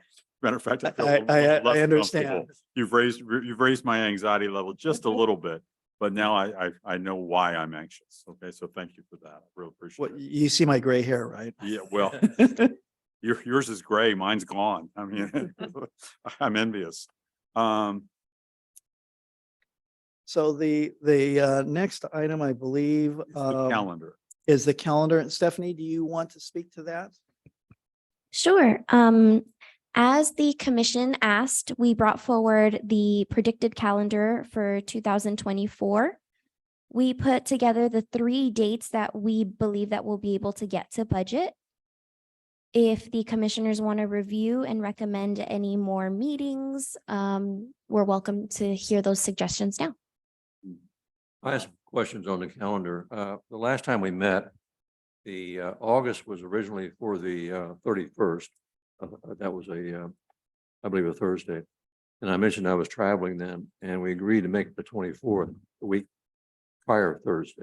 The 31st, It was 31st, and we agreed to change it to the 24th. This is for 2024. yes. Oh, you know what? Pardon me. Yeah. Perfectly okay. Pardon I me, looked you know at it what? twice. I looked at it quickly and I didn't realize that. Pardon me. That's okay. To Councilmember Braun's suggestion, is there any way to look at the calendar from between now and the end of the calendar year? And then between January and the end of the calendar year, so the next 18 months? Yeah. And assign topics to meetings. Oh, yeah, That- absolutely. Okay. Yeah. Yeah, we can talk about that now, Chair, if you'd like. Perfect. I heard something about an audit, something specifically for the audit. Yes. I think that the department would be comfortable committing to something in January or February. So, Hold on. so with respect to the audit, so if we're talking about the annual audit, you would probably want that on December 19th, That's what I as thought. opposed as, That's what. yeah. And so normally I always want to have the financials done and published before 12/31, and then I submit it to the GFOA, the Government Finance Officers Association, for award considerations. So to do that, I always have to have it submitted to them by 12/31. And the other thing is, so the audit this last year, we really finished it up tail end of January, and we published it, for like the first week of February. Staff is getting more seasoned. The familiarity, everything, it's speeding up, simply put. And so my view is that we will publish it before the end of December. And with that, the December 19th should be an appropriate date for reviewing that. So can we calendar that? So Yes. December 19th, 2023 will be the review of the audit results. I Yes. think that the meeting, the finances, it's actually December 21st is the meeting. Is the meeting? The 21st. 21st. Okay, thank you. And- December 20th. And no, that's great. And so one of my thoughts is to make sure that we have, and so this is a question for you, John. I know that typically Finance Commission, or I should say at least the last couple of years, Finance Commission has seen a draft audit report. Okay. And then it comes to council and it seems like there's always some changes. Always. If you're looking at a draft, and if you're going from draft to final, I guarantee there's always changes. So my question is like, should there be a joint meeting when we do the final? Do you know what I'm saying? I'm just but- trying to think through the process and I'm looking at the commissioners here, like, just think through like how we're doing that. I thought our joint meeting was a very successful event. For the lengthily, it was successful. We talked about what we were thinking about, what we had, the questions we had asked John and his team. And I think that was a good sharing. It was very collaborative. I agree. I thought it was, that would be my recommendation as well. So when could we have a draft audit to review Mhm. in 2000? Would that be, we don't have any meetings scheduled for November, I don't believe, right? Stephanie, Correct. help me. No, there's no meeting scheduled for November because of the Thanksgiving holiday. Okay, thank you. So there is could it be ready by October 26th? Maybe draft. it's maybe. Yeah, so I can't commit to it. There would be something that I would like to, strive towards, but I have to be cautious in terms of committing to that date. I don't know if I could meet that date. Well, thank you for being direct with us. It sounds to me like then we'd have to have another meeting in November to do a draft. Yeah. So. Yeah. November? Yeah. Cynthia? So let it be So we'll have ready. the meeting on the 30th then. So add a meeting on November 30th. Right. With the intent of that meeting being the review of the draft. And then the review of the final on the 21st. Would that be the joint meeting with city council? Yes. Okay, so But Well- council doesn't meet. they don't meet on the Okay. 21st. We'll get with Armine to make sure we can get the council available for the correct meeting date, and we will bring that back to the commission. Well, what we want to do is we want to make sure, John, you have enough time between the review of the draft and the preparation of the final for presentation to the joint council and commission. Yeah, and that's typically is like a 2-week window. Oh, is that a 2-week window? Yeah, Okay. between from draft to the final on there. There's a council meeting on the 6th of December and the 20th of December. That'd be good. We get together on the 20th. The 20th. Let's do Yeah. that. Yeah. So instead of having our meeting on the 21st, Stephanie will have a Mhm. joint meeting on the 20th. Okay, so we're canceling, or I'll say rescheduling our We'll 20th reschedule. for the 21st for the 20th joint meeting. Perfect. Okay, That's Good. good. That'd be And great. with the intent of that being a discussion of the audit. the audit final. And that will be the major agenda item for the council. Is that correct, Janet? You feeling good about that? I feel good about that. Okay. Okay. We'll make sure to inform Armine so she can make Yeah, preparations. I mean, I'm not sure I have the right decision making. Yeah, It sounds like it makes we'll a bring lot it of back. We'll make the suggestion and Yeah. bring it back. Yeah. Okay. Thanks, Stephanie. We went from the 21st of December to the 20th, and that's going to be a joint meeting with the city council. And we're not going to do in November. And we are going to do in November on November 30th. Yes. Yes, That'll be the preliminary draft. And you know. Stephanie, I'm assuming you're going to take responsibility for scheduling rooms and stuff. absolutely. Got it. Huh? 5-year projections. Do you have any idea of when that's gonna? The 5-year will be, our plan is to have that done by the end of the calendar year.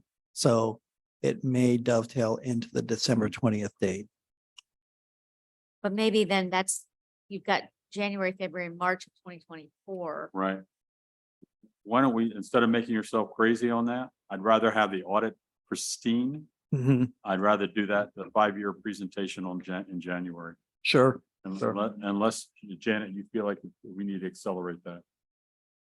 No, I mean, it's up to you, but I think you've got a lot of work to do. Right. And so I think whatever you think, whether you all think makes sense. I mean, Well, I agree with logically, you, Pete. I think the audit, Mhm. yeah.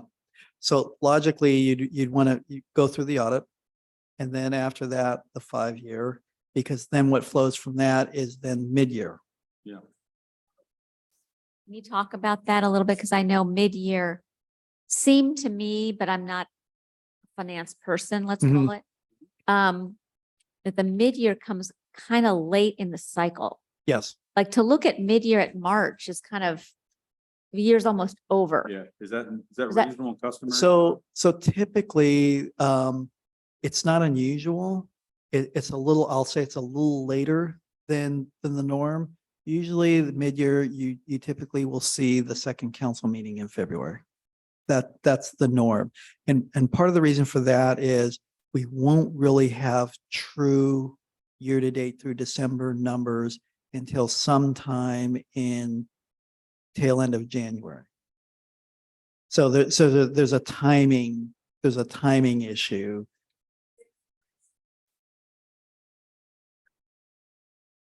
So no, so 6 months, so we'll go July to December, Great. doing the analysis. Makes That's sense. right. Yeah, and then looking at, so one of the difficulties with mid-year is always this, because when you're going through July through December, most of the city's revenues don't really happen until much later in the year. And so one of the major pieces is what's referred to as vehicle license, property tax in lieu of vehicle license fees. And so we typically will not receive that money until right around January 20th, plus or minus a couple of days. That one transaction alone is probably $1.9 million. And so when you're looking at December, the only real major revenue stream that has come in is the first increment of property tax. And that's only 40% of what the state estimates that you're going to receive for the whole year.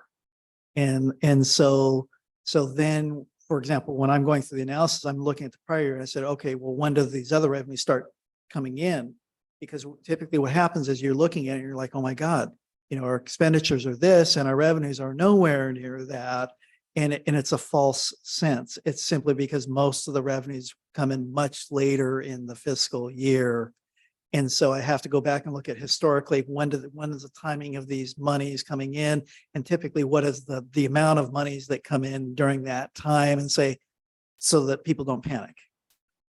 Well, you could at least be looking at least you could have some idea of expenditures. Oh, yeah, So very so much. it's almost And like tracking. the mid-year is almost a little bit more of a check on the expenditures, maybe than on the revenues. It is. I do have some forecasting tools that are fairly accurate, for revenue projections, but I'm doing a lot of analysis to get there.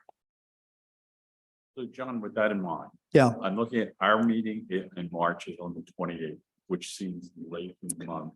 28th is late. Okay. It is late. We had a joint meeting in March with the Finance Commission and the City Council where we made those adjustments. for the Right, year. right. So any idea of when we can schedule ourselves from the Finance Commission standpoint for that meeting? Because we may need a separate standalone meeting, or we may need to move it. Yeah. Schedule the. Definitely notice I adopted your word, reschedule the 28th to the joint meeting with City Council. So my thoughts are, for the mid-year, it would probably fall either to the second meeting in February or the first meeting in March.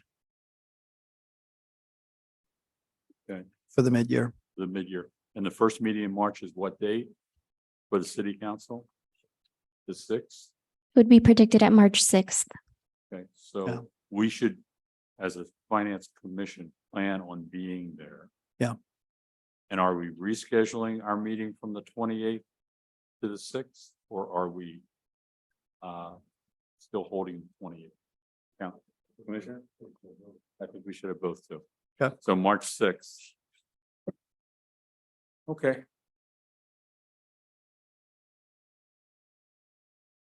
And I have one more personal request. The meeting in June that would have been, it's currently scheduled for June 10th. I think we did that because we have to go back to city council and make recommendations. Is that correct, John? That is correct. Is there any way we can make that meeting on the 11th versus the 10th? That is in June 11th versus June 10th. You That's know, I would 2024. probably follow up with the city manager. Myself, I don't have a, preference The one way or the other. But I can't speak. Commissioners, are there anyone here who has a concern about that? We can probably pencil that in, Chair. Huh? You can do the 11th? Can you? I can do the 11th. Okay. Then John, if you're okay with it, and Yeah. Janet, if you're okay with it, we'll go the 11th. Yeah. Okay. Stephanie, I'm sure you've been taking copious notes. Can you give us that whole? Sure. 18-month calendar? 18-month, okay. Perfect. Yeah. The first, still in this fiscal year, we have November 30th, 2023 to review the audit draft. Yes. Then we have a rescheduled joint meeting on December 20th to review the final audit. Yes. We have scheduled for 2024 a possible 5-year projection, January 25th. Yeah. We have the February 22nd. We're keeping March 28th, but we're also putting in a March 6th special joint meeting with City Council. Okay. May 16th, May 30th. These are all budget meetings. June 11th, August 29th, September 26th, October 24th, and December 19th. Okay. Thank you. And Janet, we're inviting ourselves to city council meeting. My assumption is they don't mind seeing us. Well, I'd love to have you there. So yes, I think that generally speaking, there's a lot of positive support for these joint meetings. I think a lot gets done. Okay. I think, the council, it really appreciates the finance commission input. Okay. So I can't speak for the whole council, but I would love to have you there. Okay. Well, unless we hear differently from you or from Armine, we're going to assume we're going to be. How I think we should proceed is I will draft this for Armine to review, and we will bring this back closer to year end for 2023 to give you an absolute final. Okay. Fair. Okay. Thank you. Yeah. We look like a bunch of teenagers up here with our iPhones and going through calendars. It's like, geez, easy. Thank you very much for your everyone's flexibility and for you trying to keep us in line for us. Definitely appreciate it. Thank And- you. And John, thank you for helping us to understand how we serve you better in terms of these meetings. Absolutely. That's absolutely key for us. So with that, do we need to take a motion on that? No. No, these are just edits that I'm going to bring to the executive team so they can see if they can make arrangements. And I'm thinking more in October, we'll get the commission to vote on this if this is what we're able to accomplish. Perfect. Okay. And tell Armine that she's going to be doing calendar magic for all of us. She wants to change things. Let's take a look at the Finance Commission meeting minutes. And just practical questions. I mean, the reason we're not approving these minutes, the meeting after that they occur is what? Just staff time. We've Okay. been prioritizing other things, so we're getting to them now. And with our new staff members on board soon, we'll get to them even quicker. To be honest with you, I don't remember. Does anybody here have edits to these minutes? No. I move that we accept approval of minutes. I second. A motion has been made by Commissioner Finley and seconded by Quaid, right? Yes. Commissioner Quaid. Would you do a Roll call. please? Chair Giuliani, Yay. Yes. Commissioner Finley, Yes. Commissioner Quaid. Yes. Motion passes. There you go. Thank you. Wow. Janet. What communications do you have? for us? I'll just be very quick. John, I want to really thank you for tonight's presentation. Super helpful. I do think, it's really, although, it's a lot of time, it's time well spent because we really, as a city, need to know where we are and this has to get cleaned up. So thank you. And to all of you, to the commissioners, really, again, thank you. I mean, it's just your dedication and thank you for taking on additional meetings and so appreciate everything. So thanks. Thank you. Staff comments? No comments, Chair. Okay. Cynthia? Comments? I enjoy. I like. Well, now I'm going. I like the education that you're giving. Kind of makes me feel better and kind of understand more about what's going on. So I think it's very Agreed. Fred? I concur. I thank John for having a very informative meeting for us. We've answered all the questions and we do appreciate that. It's been a good meeting. Thank you. And I have to give you press the golden button here, John. It is a very, very good meeting. We appreciate your time and attention and your patience with our questions. There will be more, I assure you. And we have two commission members who were not here, who they're going to have their own set of questions. So you may find yourself repeating yourself. But what would be a good test for us is if they ask a question and your fellow commissioners can answer. That would be did we truly pay attention? Okay, sounds good. With that, I declare this meeting at 8:50 adjourned.